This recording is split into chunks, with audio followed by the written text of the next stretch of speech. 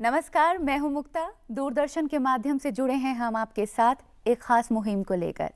वो मुहिम है सुंदर भारत को साफ और स्वच्छ भारत में तब्दील करने की। जी हाँ, भारत की सुंदरता में 4 चांद लगाने की कोशिश हम करते हैं स्वच्छ भारत में। आप जानते हैं, एक बार स्वामी विवेकानंद ने भरी सभा में कहा था कि मुझे सुधारक चाहिए। उनका इतना कहने की देर थी, बहुत से लोगों के वॉलंटरली हाथ खड़े हुए थे। स्वामी विवेकानंद ने कहा, मेरा वाक्य अभी पूरा नहीं हुआ। उन्होंने कहा, मुझे सुधारक चाहिए, ऐसे जो खुद का सुधार कर सके।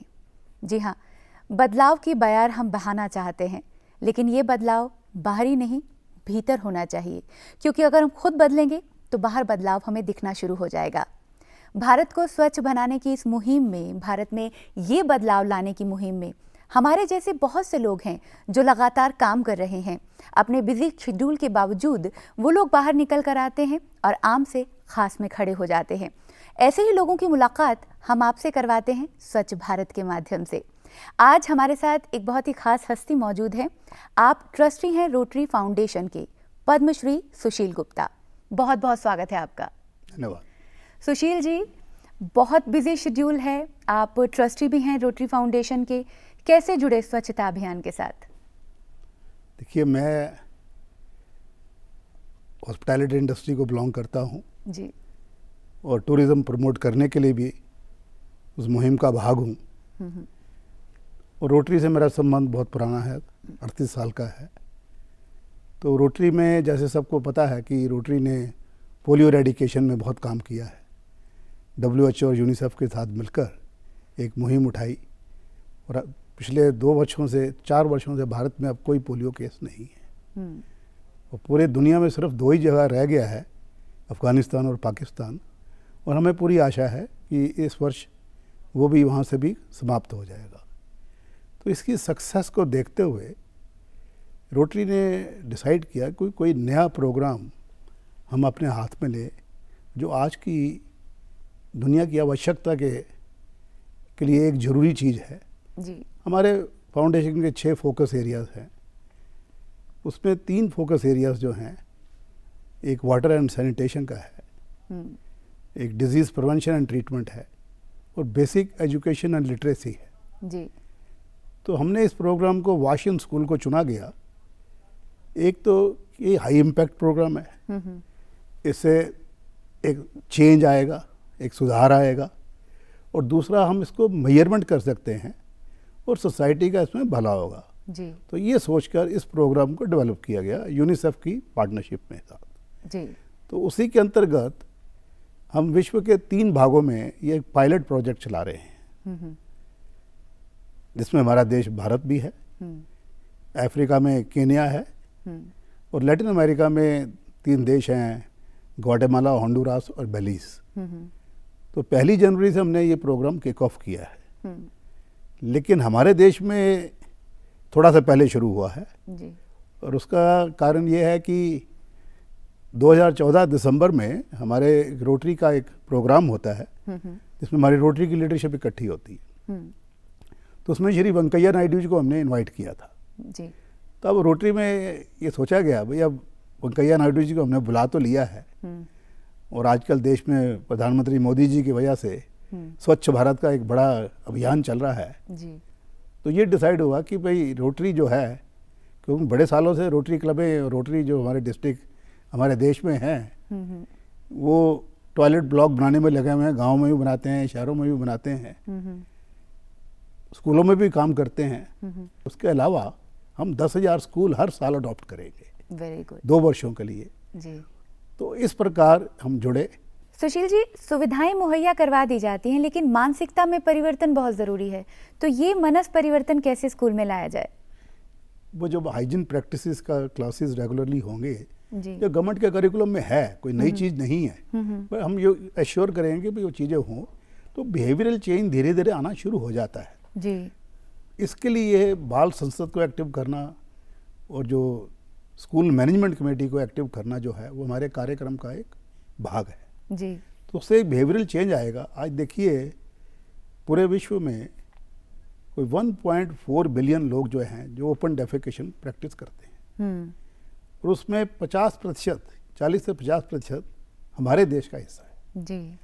तो ये एक बहुत बड़ी समस्या है। मैं आपको इतना बताना चाहता हूँ, मैं अपने से शुरू होता हूँ कि जब से मैंने ये बात शुरू की है वॉशिंग स्कूल्स की, मेरा अपना हाथ धोने की प्रैक्टिस बढ़ गई। लंच के पहले या कुछ चीज़ खाने से पहले वही हाथ धो लें। जी। तो ये बिहेवियरल चेंज अपने आप एक आता है। एक चीज़ हम प्रैक्टिस शुरू करेंगे और उसकी कोशिश करेंगे तो अपने आप, खाली जो बच्चे हैं, खाली ये नहीं कि भाई खाली वो उनके स्कूल तक ही सीमित रह जाएगी, वो अपने घर में भी जाके अपने बड़ों से, जो अपने मित्रों से बात करेंगे, भाई सफाई बड़ी ज़रूरी है, शौचालय का इस्तेमाल होना चाहिए, हाथ धोने चाहिए, रोग कम होंगे। तो इन सब चीज़ों से एक बिहेवियरल चेंज आएगा और तभी ये हमारी सोसाइटी जो है ओपन डेफिकेशन से मुक्ति पाएगी। और ये बहुत बड़ी बात है कि सीखने की भी कोई उम्र नहीं होती और सिखाने की भी कोई उम्र नहीं होती है। बच्चों से भी हम बहुत कुछ सीख सकते हैं। एक ऐसा ही उदाहरण पेश किया था मध्य प्रदेश के बैतूल जिला के एक गांव में। अब हर घर में शौचालय की सुविधा उपलब्ध है। सुशील जी, ये कहानी देखते हैं और फिर यहाँ से इंस्पिरेशन लेते हैं।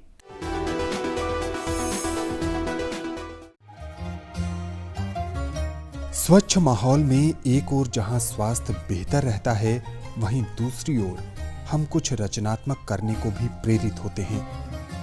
जैसे जैसे स्वच्छ भारत अभियान आगे बढ़ता जा रहा है, वैसे वैसे देश के कई इलाकों की स्थिति बेहतर और निर्मल होती जा रही है। मध्य प्रदेश राज्य के बैतूल जिला के तहत आने वाले ग्राम पंचायत खतेड़ा कला की स्थिति भी स्वच्छता के मामले में संतोषप्रद है। यहाँ लगभग 260 परिवार रहते हैं और सबसे बड़ी खासियत ये है कि यहाँ सभी के यहाँ शौचालय की सुविधा उपलब्ध हो गई है। यहाँ कोई भी शौच के लिए बाहर नहीं जाता है। यहाँ शौचालय के प्रति ये जागरूकता ग्राम पंचायत की ओर से बच्चों के माध्यम से फैलाई गई, जिसके बेहतरीन परिणाम सामने आ रहे हैं।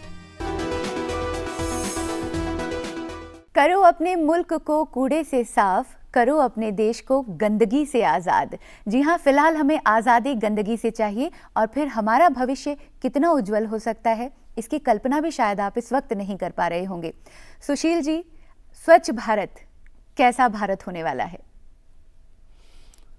देखिए, आज जब हम टूरिज्म की, पर्यटन की बात करते हैं जी, तो सबसे पहले लोग कहते हैं भाई दिल्ली वैली, जब भारत में बड़ी लोग खुले में शौच करते हैं।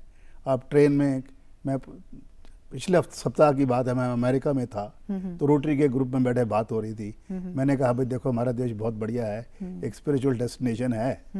एंड यू नो मैंने जो मोदी जी ने, प्रधानमंत्री जी ने जो एक न्यूज़ सुनाई थी मार्क जकरबर्ग की, कि वो कैसे एक मंदिर में गए, उनको इंस्पिरेशन मिली। मैंने उनसे बात की तो एक व्यक्ति, उनमें एक टूर ऑपरेटर था, ब्रैड हावर्ड, और वो भारत बहुत बार आ चुका है। ओ ट्रेन्स इन इंडिया, तो इशारा साफ था सफाई की तरफ। तो हमारे देश में एक बहुत बड़े परिवर्तन, एक क्रांति की जरूरत है और ये बच्चे ही हमारे एजेंट्स ऑफ चेंज बनेंगे और तभी वो क्रांति आएगी, तभी ये परिवर्तन आएगा। और मुझे पूरी आशा है, मैं बहुत जंग तो नहीं हूँ कि मैं स्वच्छ भारत को देखूंगा। नहीं, यकीनन देखेंगे। अगर हम ये मान लेते हैं कि जिस सपने को लेकर हम आगे बढ़ रहे हैं वो साकार हो जाता है, तो क्या भारत में जीडीपी को लेकर भी, इंफ्रास्ट्रक्चर को लेकर के भी बदलाव आएंगे? बिल्कुल आएगा। आप ये सबसे बड़ी देखिए कि जो 30% बच्चे बीमारी की वजह से स्कूल नहीं आ पाते, अगर वो बीमारी पर जो पैसे खर्च होते हैं, कहीं तो बचत होगी ना जी। और हमारे बच्चे अगर स्वस्थ होंगे तो कहीं तो बचत होगी जी। और स्वस्थ बच्चे जो हैं, स्वस्थ अच्छे नागरिक बनेंगे, अच्छा कुछ सीखेंगे, तो देश क्यों नहीं आगे जाएगा? जीडीपी भी बिल्कुल ग्रोथ आएगी। हमारा टूरिज्म जो है, अगर आज हम, जो हमारे देश में मुश्किल से 7-8 मिलियन लोग आते हैं जी, अगर हम थाईलैंड में जाएं या देखें वहाँ 35 मिलियन आते हैं, या सिंगापुर में जाएं, अगर वही बढ़ जाता है, क्योंकि हमारा देश अच्छा है, हमारे पास इतनी हिस्ट्री है, राइट, इतना हमारे पास हेरिटेज है, इतना हमारे पास फूड है, इतनी वैरायटी है इस देश में कि पर्यटन का कोई अंत ही नहीं है, इतने इसके अपॉर्चुनिटीज़ हैं जी। वही जीडीपी को आपका 2% बढ़ा सकते हैं। बहुत खूब। यहाँ स्कूल्स की हम बात करते हैं, भविष्य भारत का बनता है विद्यालयों में, लेकिन बहुत हद तक घरेलू भी रहता है हिस्सा। महिलाओं का या घर की औरतों का कितना हिस्सा रहे कि स्वच्छ भारत में वो भी योगदान दे पाएं? दूरदर्शन पर ही टीवी के ऐड आते हैं कि जो भाई आप घर में शौचालय है नहीं है। इन सब चीज़ों का फ़र्क पड़ता है, हर चीज़ में फ़र्क पड़ेगा। अगर आज महिलाओं को हम सक्षम बनाएंगे और उनको एक सुरक्षा देंगे तो उनमें भी आगे बढ़ने की एक भावना है वो बढ़ती है, और वो भी देश में साथ कंधे से कंधा मिला के साथ करेंगे तो देश ऊपर जाएगा, जा रहा है जी। लेकिन स्पीड और चाहिए जरा। लेकिन कुछ ऐसी चीज़ें हैं सुशील जी जिन्हें हम पर्सनल लेकर चलते हैं, जैसे खुले में शौच करने की एक जो आदत पड़ चुकी है रूरल एरिया में, कई जगह हम देखते हैं वो लोग इस बदलाव को लेना भी नहीं चाहते हैं। उन्हें अगर आप शौचालय की सुविधा उपलब्ध करवा देते हैं तो उनका एक मनस है कि नहीं, हमें खुले में ही शौच करना है। इस मानसिकता में जो बड़े बूढ़े हैं उसमें कैसे बदलाव लाया जा सकता है? ये बच्चे ही हमारे एजेंट्स ऑफ चेंज होंगे। राइट। स्कूलों में भी, जो गाँव में भी तो हम जा रहे हैं, हम खाली शहरों तक तो सीमित नहीं रह रहे। ये बच्चे जो हैं, और आप देखिए जैसे अभी आपने ये बैतूल की कहानी सुनाई तो हुआ ना जी। तो ऐसे देश के और भी बड़े डिस्ट्रिक्ट्स हैं, या आप एक गांव की बात कर रहे हैं, डिस्ट्रिक्ट के उदाहरण हैं कि जहां ये चीज हुई है। तो मैं तो ऐसी मानसिकता लेके नहीं चलता कि नहीं हो सकता जी। हर चीज संभव है, क्यों नहीं है, जी। हम करेंगे। हमें कहीं ना कहीं ये बीज दिखाई दिया था।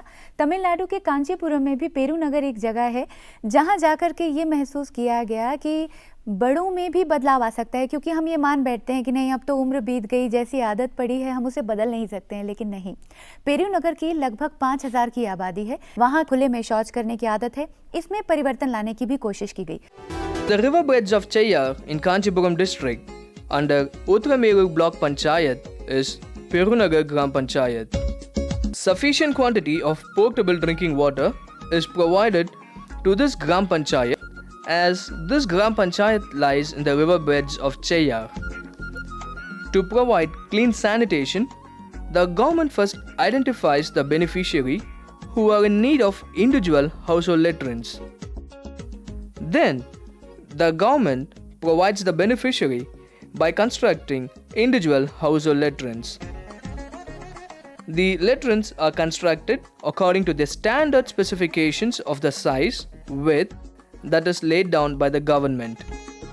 First, the officials select the site, and marking for the construction of latrines is being done by using metal frames. पेरूनगर से तो हम लौट आए हैं, लेकिन कई और सवाल अब मन में खड़े हुए हैं जब हम बात करते हैं इंफ्रास्ट्रक्चर की, क्योंकि कई बार अपनी कमियों पर पर्दा डालने का बहुत अच्छा तरीका होता है कि जी फाइनेंस की कमी है या गांव में हमारे पास इतना पैसा नहीं है कि हम शौचालय बना सकें। कितना ज़रूरी है फाइनेंस, कितना ज़रूरी है इंफ्रास्ट्रक्चर? फाइनेंस के बगैर कुछ होता नहीं है जी। लेकिन ऐसे भी उदाहरण है कि जहाँ हो गया है। जी। नदिया डिस्ट्रिक्ट वेस्ट बंगाल का, वहाँ डिस्ट्रिक्ट गवर्नर थे, डिस्ट्रिक्ट कलेक्टर पीबी सलीम। तो उन्होंने 1.5 साल पहले ये मुहिम चलाया, 2 साल पहले, कि भाई मुझे अपने डिस्ट्रिक्ट को ये ओपन डेफिकेशन से फ्री करना है। तो उन्होंने एक सारा अपना जो दिया उदाहरण कैसे किया, एक तो उन्होंने पूरे डिस्ट्रिक्ट के स्कूलों को इन्वॉल्व किया और कुछ महिला संगठनों को इन्वॉल्व किया।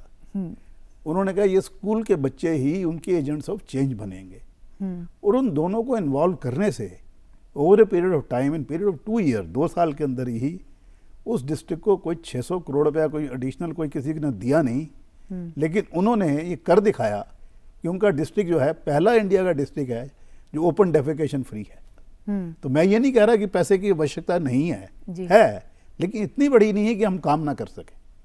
वाटर सैनिटेशन की जब हम बात करते हैं, अगर नहीं है गांव में साफ पानी मुहैया तो क्या किया जाए? नहीं, उसके लिए कई स्कीमें चली हैं अभी। कुछ जितने ये वाटर प्योरीफायर वगैरह लोग हैं जो बनाते हैं, उन्होंने एक स्कीम बनाई है कि भाई कुछ बॉम्बे में स्लम्स में लगाए गए हैं, प्लांट लगाए गए हैं, और वो पूरा 20 लीटर पानी जो आपको है वो कोई 1-2 रुपए में मिल जाता है। तो ऐसी स्कीम जो है गांव में भी चल सकती हैं, और उसमें कोई किसी पर भार नहीं है। अगर मान लीजिए रोग नहीं होगा तो 1-2 रुपए का 20 लीटर तो पीने का पानी हर आदमी खरीद सकता है, जिसकी कम से कम इनकम भी है वो भी खरीद सकता है जी। तो ऐसा कई चीज़ें हैं, और बड़ा सुविधा होती है जिसको हम बायो सैंड फिल्टर, वो बहुत सस्ता चीज़ होती है, उसी में पानी एक थोड़ी अवेयरनेस लाने की ज़रूरत है कि भाई साफ पानी पीना चाहिए। तो सस्ती चीज़ें भी मुहैया हैं और वो उतना ही एक्टिव, उतना ही कारगर है। बल्कि यूनिसेफ में मेरी डिस्कशन हुई तो उन्होंने ये एक्सपेरिमेंट शायद कंबोडिया या कहीं किया उन्होंने, तो उन्होंने यही यूज़ किए हैं बायोसैंड फिल्टर्स, वेरी चीप, बहुत सस्ते हैं, कोई महंगी ज़रूरत नहीं, कोई टेक्नोलॉजी की ज़रूरत नहीं है। बड़ा एक पुरानी टेक्नोलॉजी का समाज का एक हिस्सा है ये चीज़ कि बायोसैंड फिल्टर, अगर जो चीज़ रेत में या कोई 2 हम लेयर बना देंगे उसमें से पास हो जाएगी तो पानी साफ हो जाता है जी। तो ऐसी चीज़ें हमें थोड़ी सी इसके बारे में बात करने की ज़रूरत है। बिल्कुल, हमारे बहुत से व्यूअर्स ये प्रोग्राम घर बैठे देख रहे हैं और 4 दीवार के अंदर अगर एक दर्शक इस प्रोग्राम को देखता है तो वो ये सोचता है कि मैं अकेला क्या कर सकता हूँ। उस एक दर्शक के लिए आप क्या कहना चाहेंगे? जी। हर चीज़ पॉसिबल है, थोड़ा डिटर्मिनेशन चाहिए, हिम्मत चाहिए और हर व्यक्ति को चाहिए कि मैं इसका भाग हूँ। एक जिम्मेदारी लेनी है, ये नहीं कि मेरा नहीं काम, सरकार का काम है, नहीं जी। मेरा काम है भाई, जी। मुझे करना है, तो सब कुछ हो सकता है। जैसा हमारे प्रधानमंत्री श्री नरेंद्र मोदी ने भी कहा कि अगर हर एक भारतीय ये सोच ले कि मुझे खुद को साफ रखना है, अपने आसपास सफाई रखनी है, तो वो दिन दूर नहीं है जब हम स्वच्छ भारत को देख पाएंगे। सुशील जी, हमसे बात करने के लिए बहुत बहुत धन्यवाद। धन्यवाद मुक्ता जी। धन्यवाद।